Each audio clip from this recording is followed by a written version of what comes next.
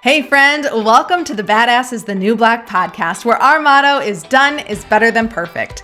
I'm Chrissy Chin, here on a mission to help you grow your business online, turn your leads into lifelong customers, and scale to six figures and beyond so you can work less and enjoy and earn a whole lot more.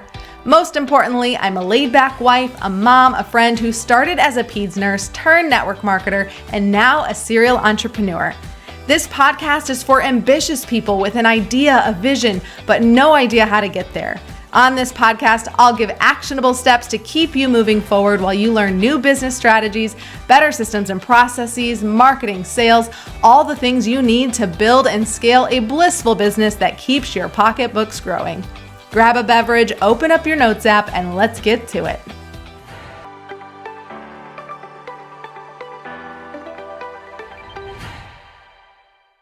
Let's welcome Katie Flemming to the podcast. She's the founder of the Ambitious Mom brand. She's known for profitable presence and what she calls both and life. This is her unique ability to build a wildly successful and profitable business empire and a family legacy at the same time. And her deep belief that we don't have to choose either or, but we can choose the both and life and have it all now, which I absolutely love and resonates so much with me. She's serving her community in such a beautiful way and running the Ambitious Moms podcast. And Katie, that was actually how, what prompted me to reach out to you to have you on the podcast was an episode that you aired. I think it was episode 156, the tell all, the new Instagram 20 weeks later. And we'll dive into this topic here, but I just want to first and foremost welcome you to the Badass is the New Black podcast. I'm so excited to be here with you. This is awesome. I can't wait to talk about this crazy Instagram thing that we both have done for different reasons. And that is starting a brand new Instagram account. Oh my gosh. It's so crazy. We haven't chatted in a long time. I was on your podcast so long ago. And so it's so nice to reconnect. I mean, unfortunately for this topic, but I think it's such an important one because social media isn't going anywhere. It's changing drastically, yes, but it's not going anywhere. And it seems to be increasingly, I don't want to say getting unsafe, but at the same time, this wasn't an issue so long ago. And now just left and right, I keep seeing people, getting their Instagrams hacked and, various things happening. My account, people will take my photos and create new accounts with different names and try and get crypto, tell them they're selling crypto. And I even had one woman reach out to me and say oh my gosh, I'm so glad I found you. You're so sweet. And someone's using your pictures and they totally conned me out of some money. And I felt awful. I felt horrible that she wasn't upset at me or blamed me. She was I just want you to know, there's people out there using your pictures. And it wasn't the first time someone has told me that. So it's kind of a scary thing, but so my Instagram was hacked. I've talked about this on the podcast before. So some of my listeners have kind of heard that, but you actually consciously chose to restart your Instagram. So we're just going to dive right into this topic.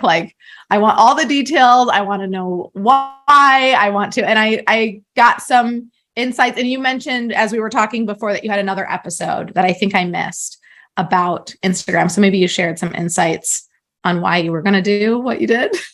Yeah. So the one you listened to was the 20 weeks later after I've done all the crazy things, here's what's actually happening. Cause on October, I think it was October 11th, the episode, I don't remember the number, but no, that's not it. Anyway, we'll link it up for you. Well, yeah, we'll put the link in the show notes. You guys, it'll be easy access. Click, you can listen. Yeah.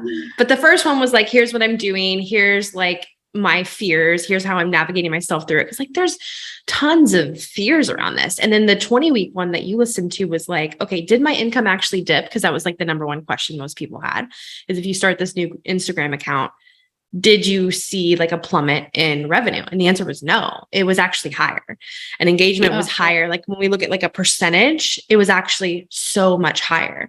And so there's so much. I would love for you to ask me any specific questions, but yes, I will. Okay. Let's just we'll pause there. We'll go back and start at the beginning. And I know you've maybe covered this in your podcast, so they can go listen for more and more, but we'll cover these topics. Why what made you even think like, hey, because you had thousands in like 13.5. 13,000 followers. And so you're like, yeah, I'm just going to start over like from scratch at zero and just poof, be gone. So like, what was the first thing that made you think that that was something that you should do? So it was May of 2021. So about ish this time last year, I was starting to have the impulses. And I'm like an initial impulse kind of person where I have like the knowing to do something, but then I also I didn't do it right away. I sat there and really regulated my nervous system because I know if I had jumped into it and just started fresh immediately, I would have been like, there's not people here. Nobody likes me. I'm going to fail. It would have been all the drama. So I did not go there. And I love to just kind of say that because like, it doesn't matter how successful you are in business or who you are and what you've done and how many followers you have. We still all have this intrinsic fear that like nobody's going to come with us and we're going to fail and we suck and like the world hates us. Like it's just the way it is. So I spent probably 6 months being like, I feel like I want to start a new one, but it's not time yet. And I think it was October. Yeah. October was when I did it. And the reason why was because number one, like my engagement was really low, like a 13.5 thousand account. I literally had 50 story views some days or 30, wow. 50 on the weekends, 30 in the week. And I'm like, where are my people? Like what in the world? And so when we look at like that percentage of viewership, it was terrible. And so like in those numbers, like my numbers have drastically gone up since then. And I give you specifics in the podcast, but fair warning, I don't do good math on the fly. So my math is actually wrong, but the point still remains. So like it grew. But yeah, it was, I don't know about you, but like my initial entry into the space, my Instagram, I started it when I was 18, dating my husband. And like our first picture is like us with like emo hair and like filters that are like orange, remember that. And so, and then it went through iterations of like network marketing and this company and then coaching and then this pivot. And I bought followers and I did the follow for follow thing and like all these bots and stuff that just kind of compromise the integrity of my account. And also didn't resonate with the energy of who I am as a human and this connection that I just truly desire. And I don't need a bot between you and I. So in that sense, I was just like, I want to just connect with my people. And like the vision I got for it was, I'm very visual and I love to like think in movies. And if you've ever seen The Great Gatsby, there's this scene after the party. The party's done, everybody goes home, and it's Daisy, Nick Carraway, and Leonardo, what's his name? Gatsby. Yeah. They're in like his library and Daisy's kind of like laying on the couch and they're drinking whiskey and they're just like hanging out. It's like that kind of vibe. Like the party, the 13.5, that was the night before the crazy, nobody really knows Gatsby. Nobody really knows Katie. Nobody really knows her heart or like what she's here to do or like nobody actually knows. They're just there for the party. But I actually was craving like this intimate, like after everybody's gone, this like relationship of like you and I. And so it was kind of from that place where I decided I'm just going to start fresh. And if it's 100 people, it's 100 people. At least it's 100 people I know and love and I'm building this active relationship with. And then it grew to 2 and 3. And now we're like over 600. And is it slow growth? Can I be honest with you? Yeah, it feels slow, but I also don't care because it's really real and it's really strong.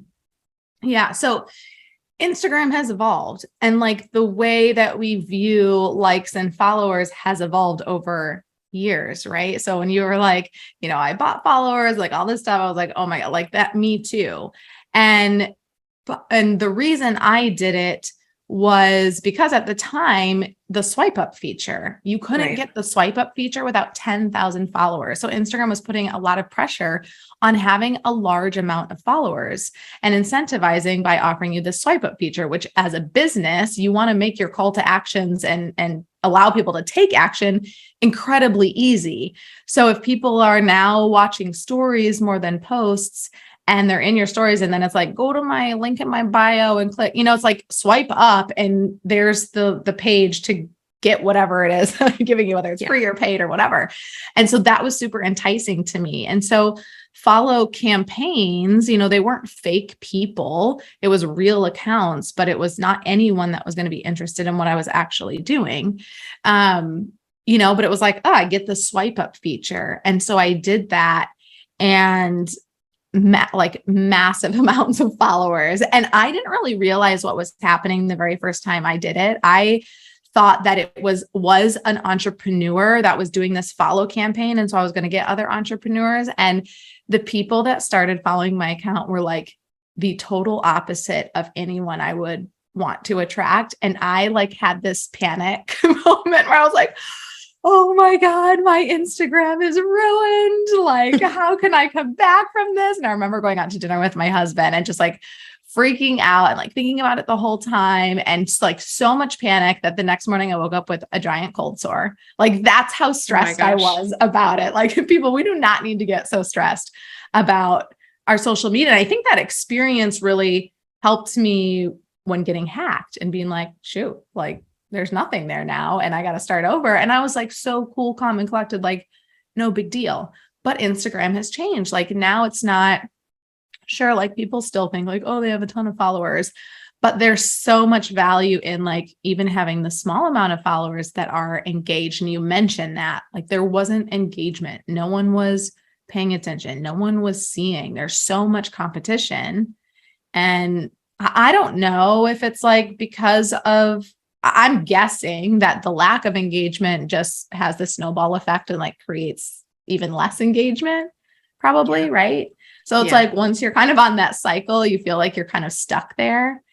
So it kind of makes sense to me to be like, okay, the only way to get like around this and over this is to like start fresh. And I had 29,000 followers. And let's be honest, like only a few thousand were like probably actual people that would want what I'm talking about.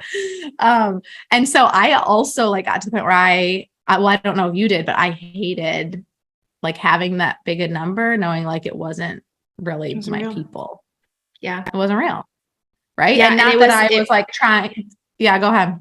It was interesting too. Once I started the new account, it became easier to create content again.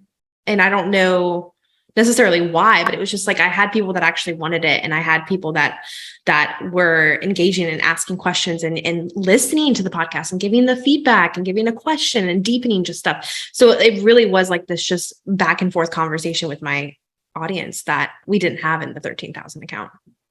Yeah. I love that.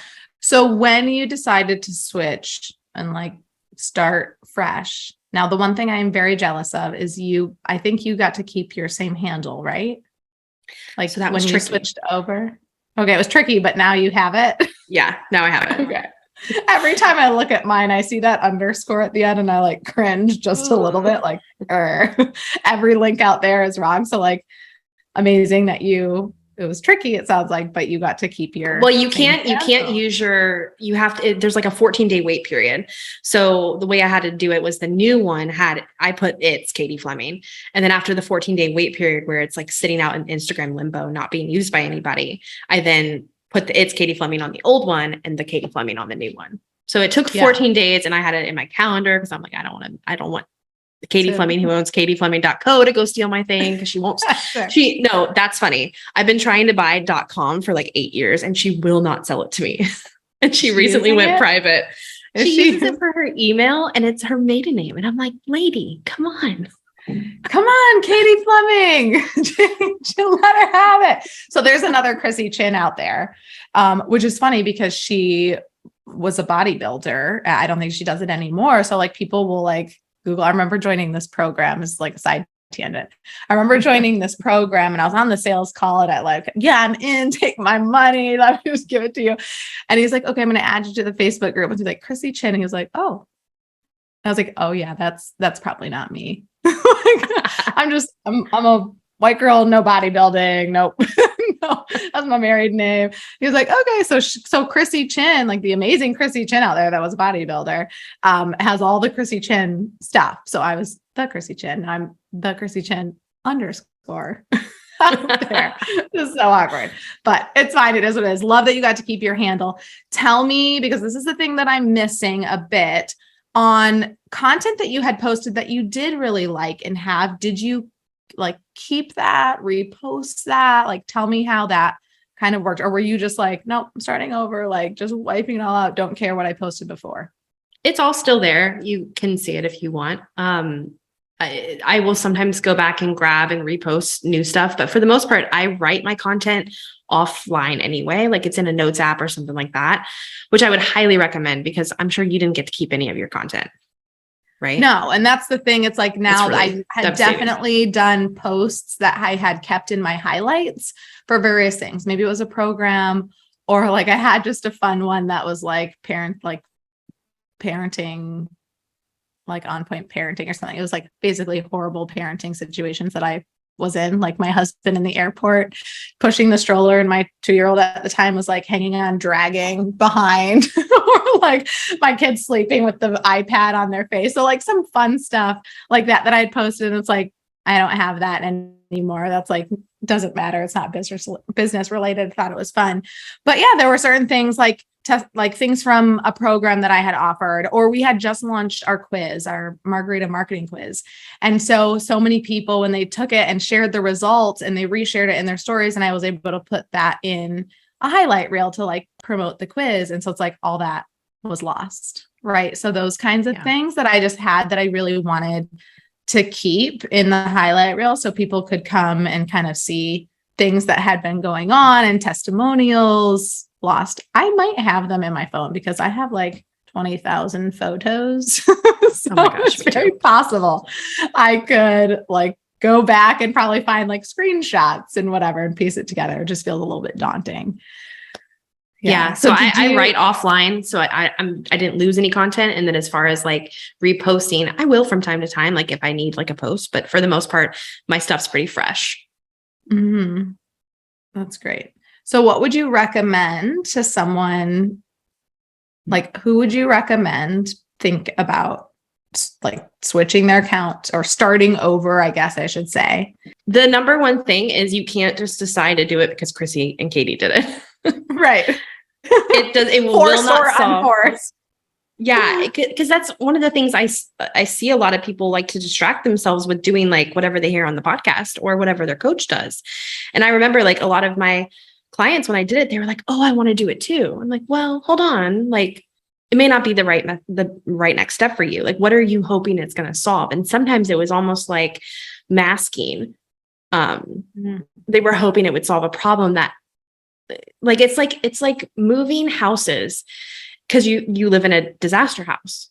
But when you move, you're still going to take that disaster with you. So if we don't go fix like the underlying issues, like maybe clean out some stuff, purge some stuff, maybe make some systems to where we don't bring more junk into our house. If we don't actually solve the underlying issues, you're going to still move your hoarder house. I'm laughing. Those watching on YouTube can see me laughing over here. Those listening can't, because I always think about like, I hate my kitchen.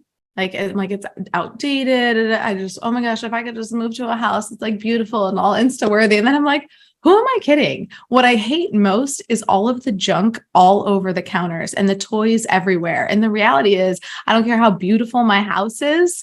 Like maybe I'll keep it really clean for the first month or something, but like, it's just going to be a disaster. Like, so I'm laughing over here. Like that is so true. Like think about what's really causing the problem. And is that going to be continued over with the new account? Is your engagement really low, or do you just rarely ever post content? Are your sales really low, or do you just never actually give calls to action?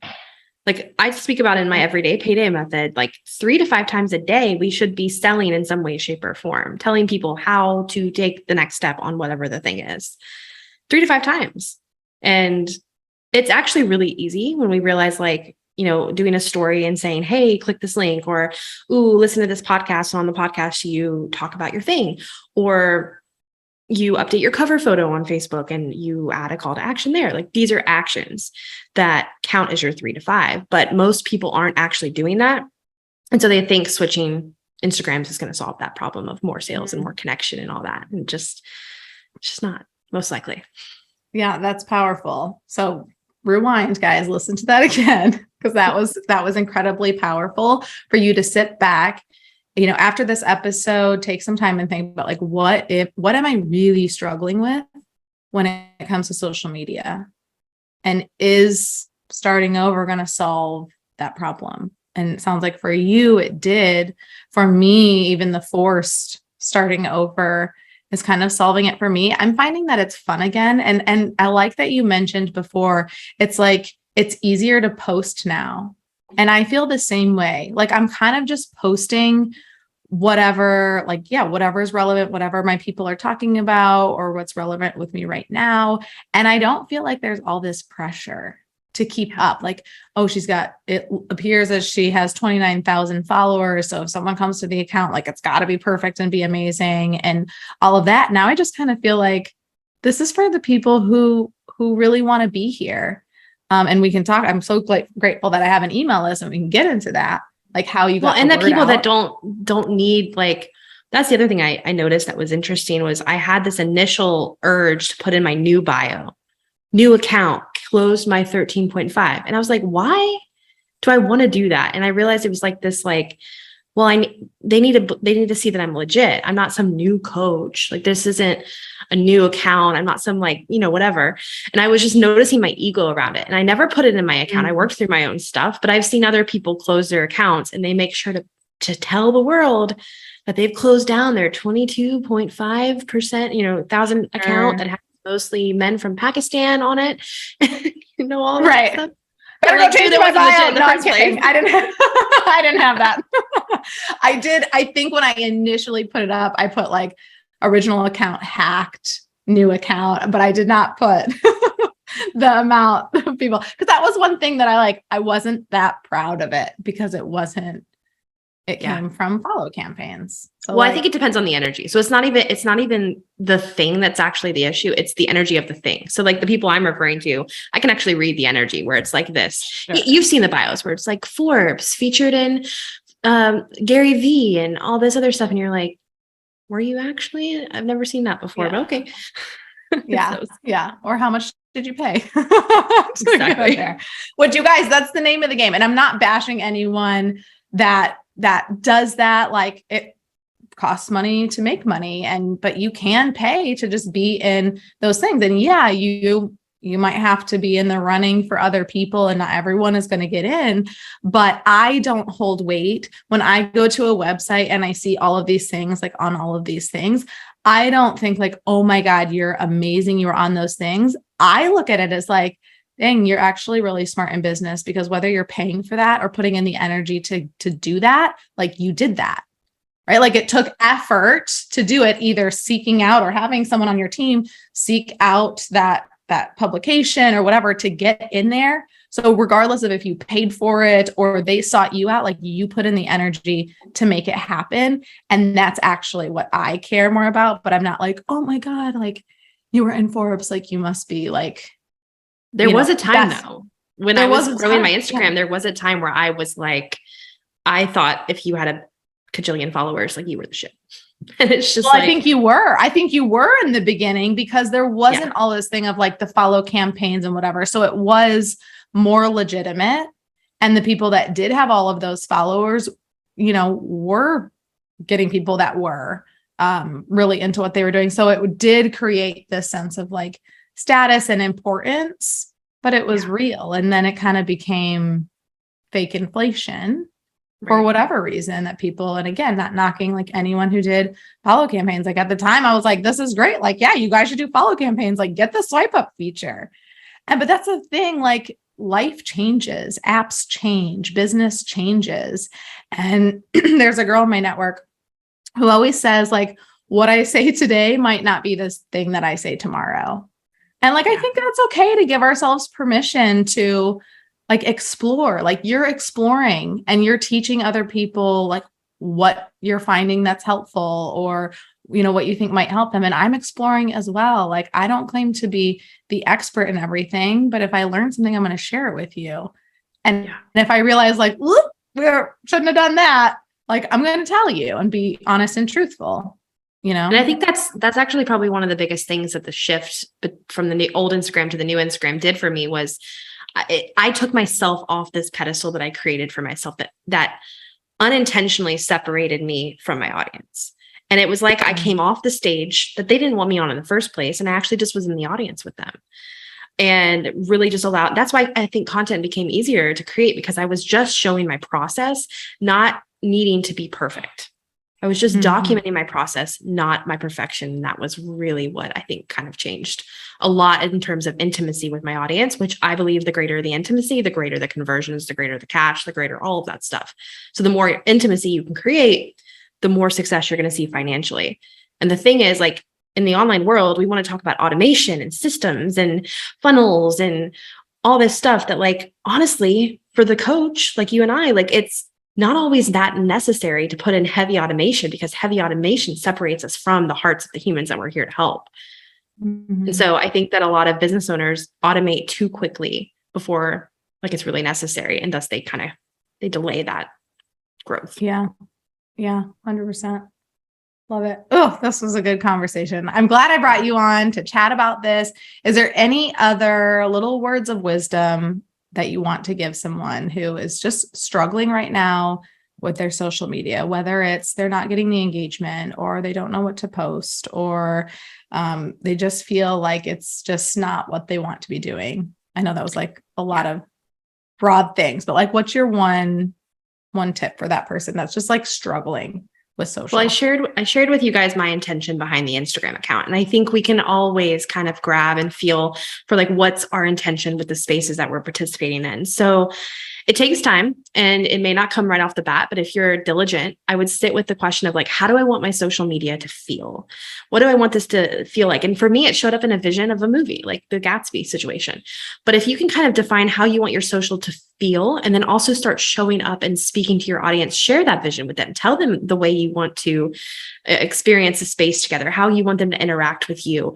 If you go back on my Instagram account and look at the highlight that says why, I have a whole highlight that says why I started this, you'll hear how I kind of rolled out the new account and how I also painted the vision for what I wanted the space to be and feel like for both me and them.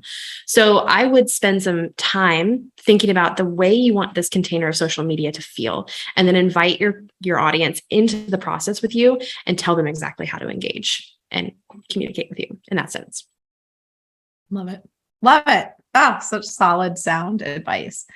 Thank you, Katie, for being here, for jumping on this episode and just sharing your nuggets in the process of just ending and restarting. Like, there's something just refreshing about just shutting it down, if that's the appropriate thing to do, and just starting fresh in a new way that you want to be. So I love that. I admire you for that. Thank you so much for being here and sharing everything with us. You guys, this should not be the last time that you hear from Katie. So definitely go subscribe to her podcast. It's just called Ambitious Moms, right? Yep. Ambitious Mom. Okay. Yeah, perfect. Ambitious Mom podcast. So you can look for Apple Podcast, Spotify, wherever. And then Katie Flemming, your Instagram.